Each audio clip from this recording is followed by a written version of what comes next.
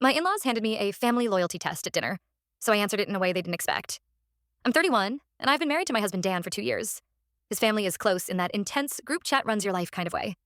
Every holiday has a theme, every visit has an itinerary, and somehow every conversation turns into who's really family.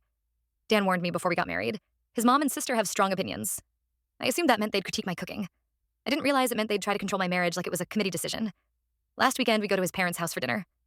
His mom, Linda, made a huge meal and kept saying, "I just want us all together." His sister Kayla was weirdly friendly, like too friendly, complimenting my hair, calling me sis, offering me wine every 5 minutes.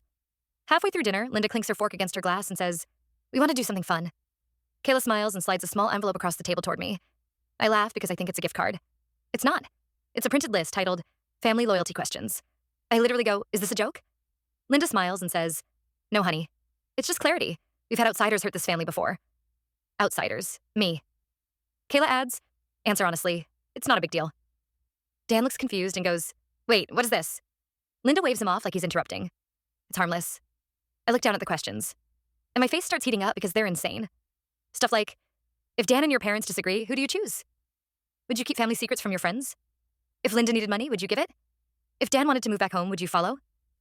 And the last one, who comes first, your marriage or this family? It's not a game. It's an ambush. I try to hand it back and say, "I'm not doing this." Linda's smile disappears instantly. "So you're refusing to commit to us?" Dan finally snaps, "Mom, stop. This is weird." And Kayla goes, "It's only weird if she has something to hide." That's when it clicks. They weren't really testing me. They were testing Dan, whether he'd defend me or fold. So I take the sheet back and say very calmly, "Okay, I'll answer." They lean in like judges. I read the last question out loud. "Who comes first, your marriage or this family?" And I look Linda in the eyes and say, "My marriage, every time." Linda opens her mouth and I keep going. "If Dan and my parents disagree?" Dan's an adult. He can speak for himself. "Would I keep family secrets?" No. If it's harmful, it's not a secret. It's a problem. If Linda needed money? We'll help in an emergency, but there are no blank checks. Kayla's smile starts cracking. Then I slide the paper back and say, "If you need loyalty tests, you don't want family. You want control." Silence. Linda starts crying and says I humiliated her in her own home. Kayla calls me disrespectful. Dan stands up, grabs our coats, and says, "We're leaving." In the car, Dan apologizes over and over. He says he had no idea they planned it. Now Linda is texting him that I'm dividing the family.